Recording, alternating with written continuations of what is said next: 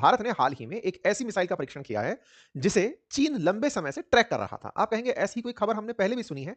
आपने हमें ब्रह्मोस के केस में बताया था, हमने ब्रह्मोस की रेंज बढ़ा दी थी, तब आपने बताया था। बिल्कुल।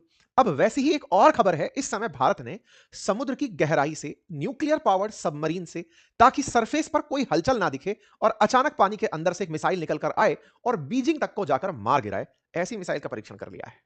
जब ये मिसाइल का परीक्षण हो रहा हो और बार-बार चर्चा ये हो, बीजिंग को मार गिराए, तेहरान तक पहुंच जाए, पाकिस्तान पूरा जद में आ जाए, चल क्या रहा है? और तो और तरीका ये कि आपको मिसाइल चलती हुई सतह पर या हवा में दिखाई ना दे, और तो और पानी की सरफेस पर भी कोई जहाज आपको चलाता हुआ ना दिखे। आप शांत पानी को देख रहे हैं, अचानक जादू मंतर होता है, नीचे से मिसाइल आती है और एक हाइट पर जाकर के दुश्मन के ठिकाने को नेस्तनाबूद कर देती है।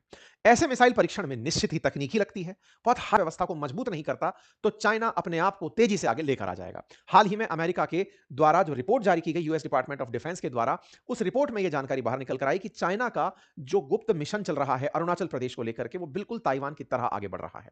खैर, चाइना ने जिस तरह से इस बात को सुना, उसने तुरंत तत्काल प्रभाव से इनकार किया कि नहीं नहीं, अमेरिका वाले तो हमें भिड़ाने का काम करते हैं। लेकिन चाइना को दुनिया जानती है कि वो सलामी स्लाइसिंग करता है, थोड़ा थोड़ा क्षेत्र में अंदर घुसता चला जाता है। डोकलाम भी उसका एक प्रयास था। ये सारी चीजें चाइना अपने सभी पड़ोसियों के साथ करते हुए धीरे धीरे क्षेत्र को बढ़ाने का प्रयास कर रहा है। इसी क्रोनोलॉजी में हमने समुद्र की गहराई में चलने वाले जहाज, पानी के अंदर चलने वाले पानी के जहाज, जिन्हें डूब कर चलने वाले जहाज यानी पनडुब्बी कहा जाता है, सबमरीन जिन्हें अंग्रेजी में कहा जाता है, वहां से एक मिसाइल चला करके चीन को थकाया है। जी हां साथियों, ये एआई से जनित एक तस्वीर है, जिसमें किसी सबमरीन के अंदर से एक K4 मिसाइल बाहर निकलती है, पानी से बाहर निकल करके अपने ठिकाने पर चली जाती है। हेडलाइंस बनती हैं, India successfully test nuclear capable K4 missile from INS Arighaat. जी हां साथियों, जो सबमरीन हमने यूज की, जिस पनडुब्बी को हमने यूज किया, उसका नाम आईएनएस अरिघात था। यहां पर मैं एक और अतिरिक्त जानकारी आपको देना चाहूंगा। अरिघात अरिहंत मिसाइल सिस्टम की है, अरिहंत सबमरीन श्रेणी की है। और अरिघात के साथ एक और विशिष्टता जुड़ी है, ये खुद न्यूक्लियर कैपेबल है। न्यूक्लियर कैपेबल का मतलब है कि यह न्यूक्लियर रिएक्टर से ईंधन प्राप्त करती है, यानी इसके चलने पर आप इसे ट्रैक नहीं कर सकते। साथियों, पट्टनम तट जो कि आंध्र प्रदेश में है, यहां से ही आईएनएस अरिघात नामक हमारी सबमरीन से इसे चलाया गया है। मैं एक बार फिर से याद दिला दूं, भारत में न्यूक्लियर एनर्जी से चलने वाली मिसाइल में अरिहंत और अरिघात फिलहाल सर्विस में है।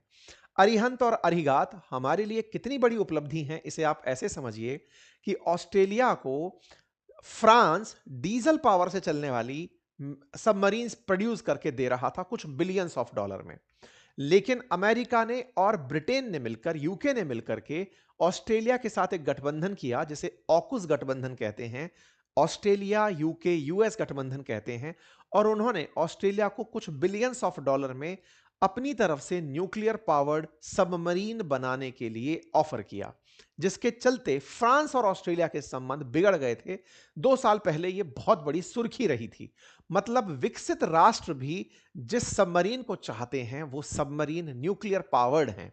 न्यूक्लियर पावर्ड सबमरीन्स की खासियत यह होती है कि इनके चलाने में, देखिए, सबमरीन बना ही इसलिए जाती है ताकि दुश्मन उसके बारे में कोई जानकारी ना रख सके।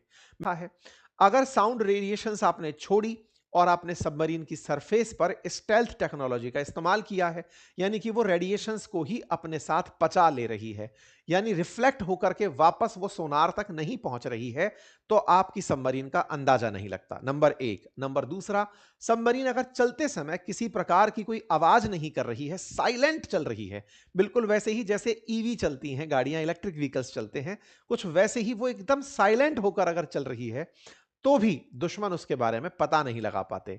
डीजल पावर्ड में जब सबमरीन्स चल रही होती हैं, तो बबल्स बनने का एक डर रहता है।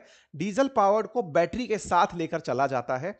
जब दुश्मन के क्षेत्र में जाया जाता है, तो बैटरी से सबमरीन को धकेला जाता है ताकि उसके बारे में जानकारी ना लगे। लेकिन कभी ना कभी तो आपको डीजल के बबल निकालने के लिए बाहर चोंच निकालनी पड़ती है और दुश्मन को उसका पता लग सकता है। इसीलिए डीजल इलेक्ट्रिक से ज्यादा बेहतर न्यूक्लियर पावर्ड को माना जाता है। हालांकि ये कॉस्टली होती हैं, लेकिन सुरक्षा में अल्टीमेट होती हैं। यही कारण है कि सबमरीन्स में आजकल दो ही क्लास, डीजल पावर्ड और न्यूक्लियर पावर्ड, चर्चा में है।